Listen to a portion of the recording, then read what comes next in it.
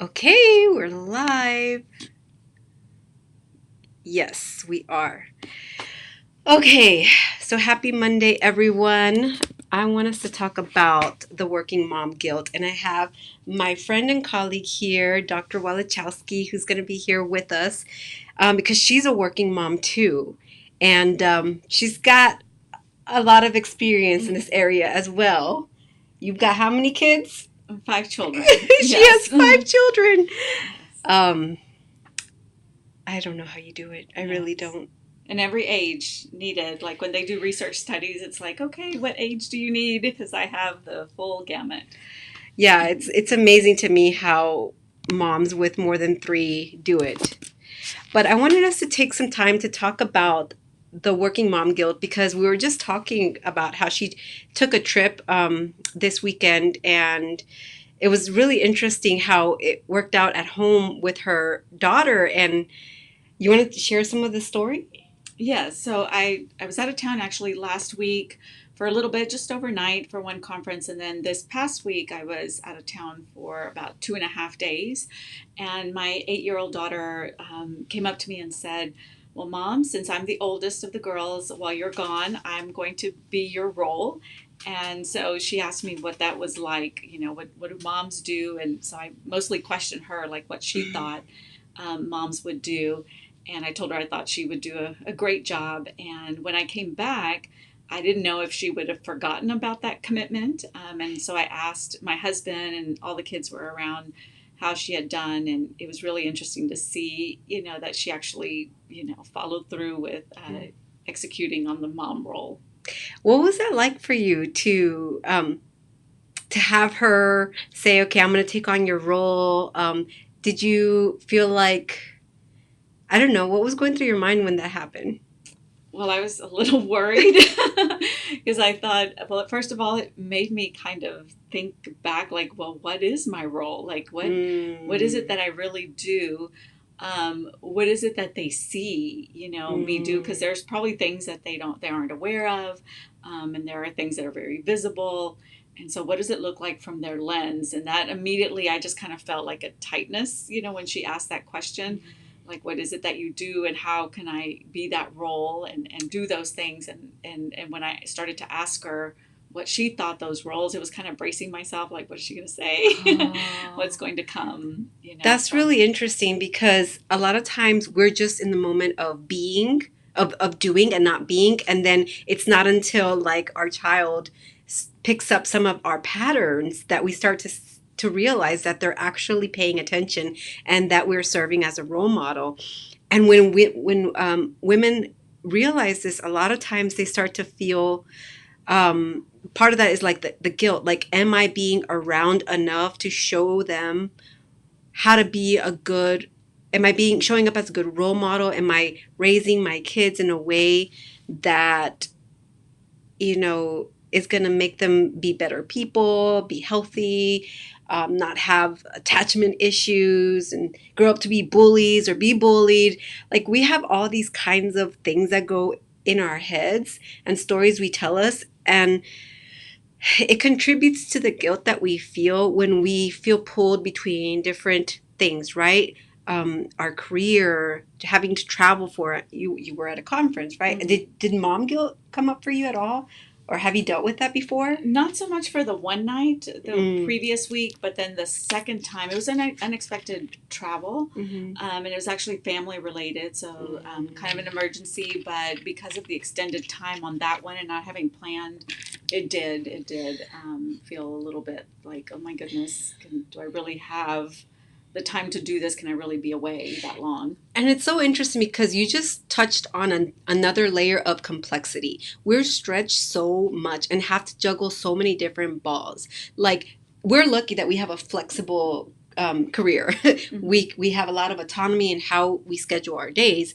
But imagine for people who have to work Monday through Friday, 9 to 5 or 8 to 8 in some people's situations, and taking time off to deal with family issues means taking some vacation days off, Right, right. right? I know some moms who have already used all their sick leave, and now they just use they hold on to their vacation. They can't take a vacation because of like sick, their child getting sick and them needing to have that Right. saved for them. But where I was going with that is that you just added another layer of complexity, because we don't just have our work. We don't just have our family, immediate family. We also have our extended family, Right. like our family of origin, our parents, our siblings, our grandparents, right? And so it's a lot to have to deal with. And the pressure that we feel by not being able to meet the demands of everyone all the time can really make it difficult for us to have to pick and choose what we do and what we don't.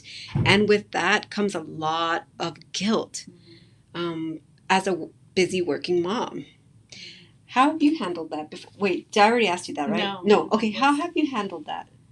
Well, I guess for me, it has been being very mindful of that and having to check in and do a lot of reality testing for sure. And so not going off how things feel emotionally so much, or when I'm not in a good space, not entertaining thoughts about my not doing so well. And so just really reality testing and checking in on things. And so, for example, being very practical about what it means. And so I have, I have 5 kids, and the goal is, to be able to engage with them periodically. And I have not always so successful at it, but I set aside a day that is for each one, That's really where I good. check in, and it's just 15 minutes. Yeah. So the oldest gets Monday for 15 minutes. We talk Tuesday, the second oldest, and that's just kind of their time to check in.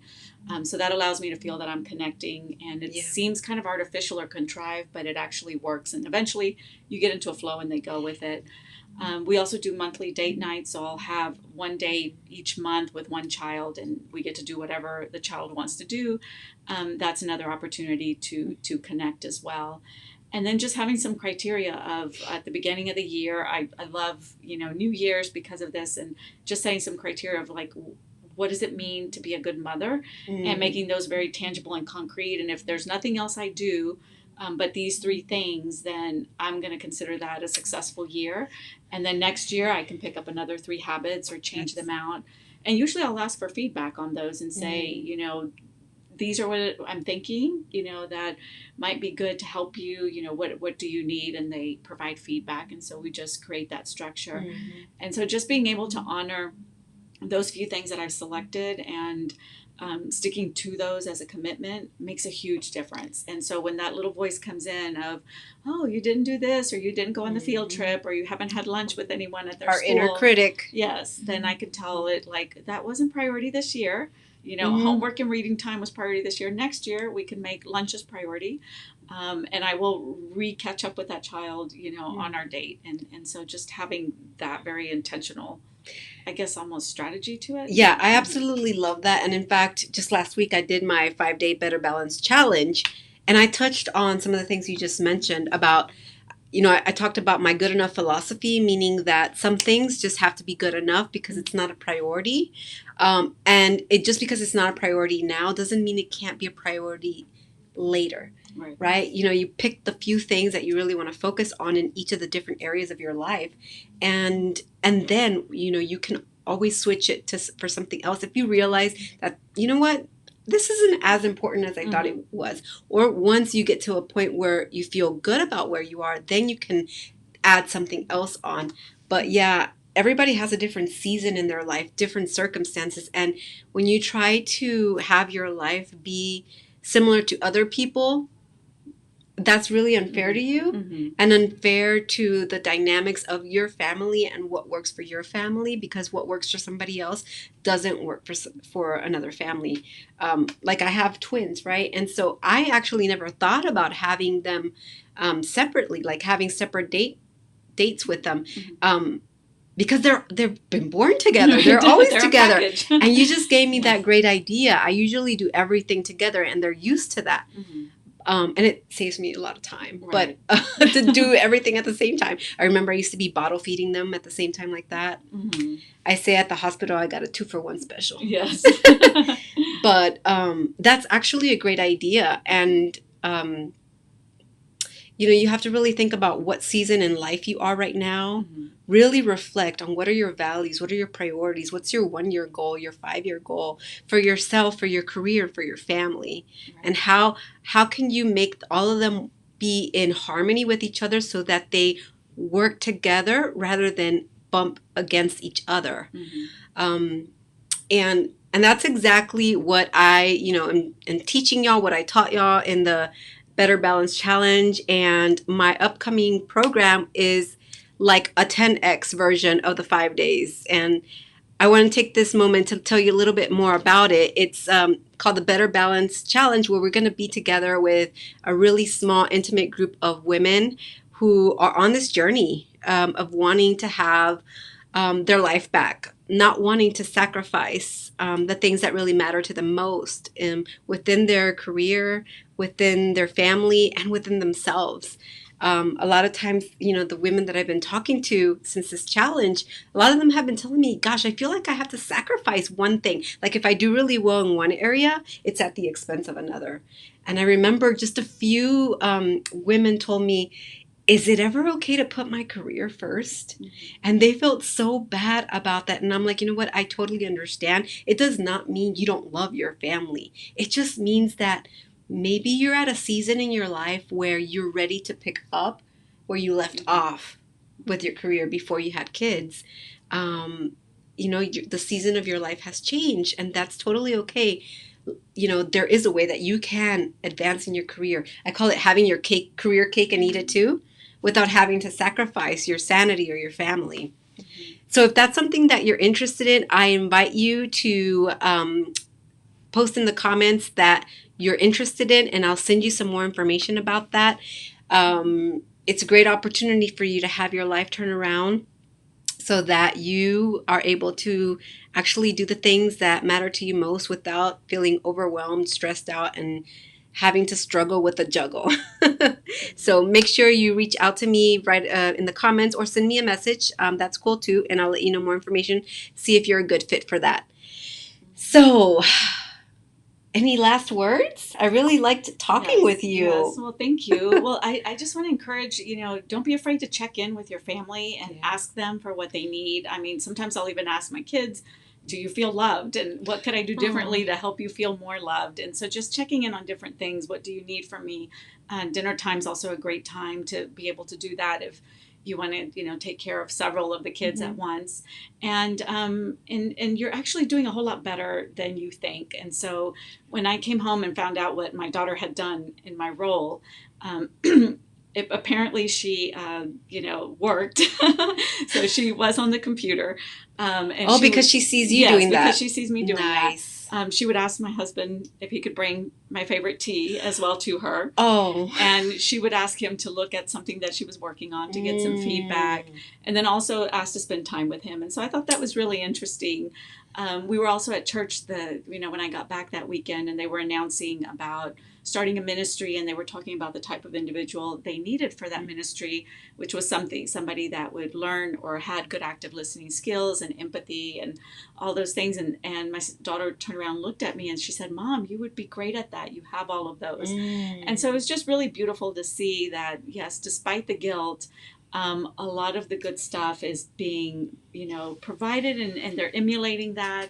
And that we can't discount the impact of that. That we're doing. I love that, because a lot of times when moms feel guilt for being away, for work or doing things to develop themselves, doing things for themselves, whether professionally or personally, they we have a comment. I'll read it in just a second. They what was I saying? Got distracted. Oh, yes. What was I saying? So a lot of times when moms feel guilty, and they're not seeing the good stuff that they are. And actually, this is backed by research that shows that working moms' children are not any less well adapted than those who do not work. And so that, I hope, helps you feel better that when you do work to a certain degree, right? You can't overdo it either. I'm not talking about that either. Right. That shows your children work ethic. It shows them the importance of contribution. It empowers your children to go out there and make a difference within their zone of brilliance. It's a whole nother topic. But I thought that was amazing. And it's really important for you to be aware of what kind of impression do you want to leave with your kids? Right. What are they seeing you do? Yes. Do you want them to have that impression of you on your computer?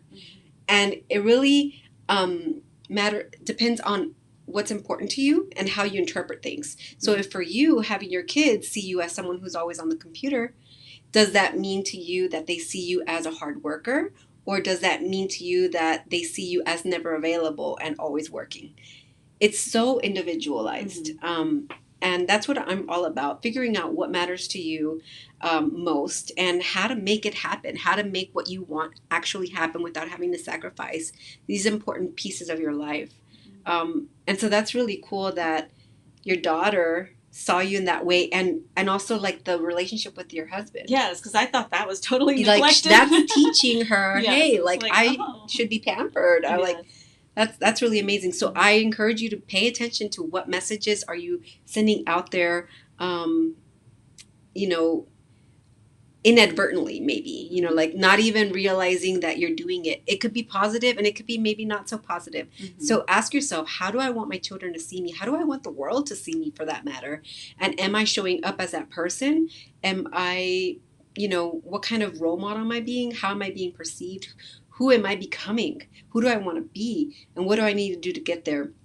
So if that's a blur for you, I encourage you to reach out to me and we can work out something that will help you get that all figured out, because I just don't want you to be very overwhelmed, confused, feeling like you lost your soul and aren't sure where you're going. You just know that you're always going, right? Let's see, what was the comment? Do you feel, love the advice to ask the kids, do you feel loved? What do you need from me? I'm trying this tonight. I'm so glad you're trying that. Yes.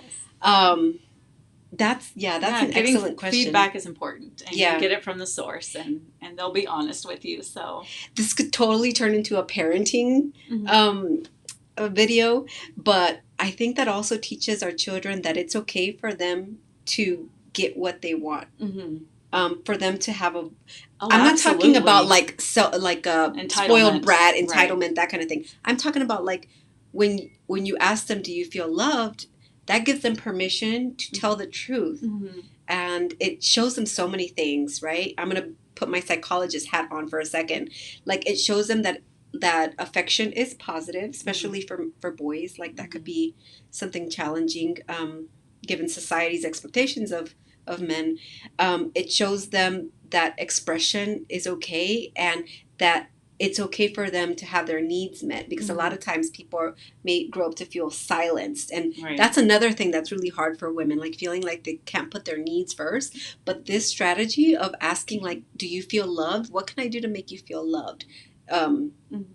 That helps them recognize, hey, my needs are important and valued, and I have a right to voice them and share what I expect it to look like for me. Right.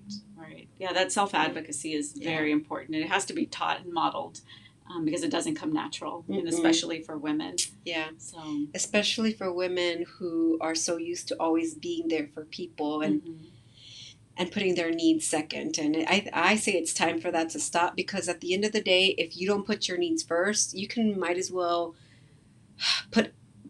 forget being able to be at your best with everything else. Right. It's just not possible. It's not sustainable. You're bound to burn out, stress out, and at the end of the day, it's going to cost you what matters to you most when you put yourself last. So if you're ready to change that, I invite you to connect with me, and I'll tell you more about the Better Balance boot camp so you can change things around. And that's all we have for you today. I hope this was great. If you found value, give it a like.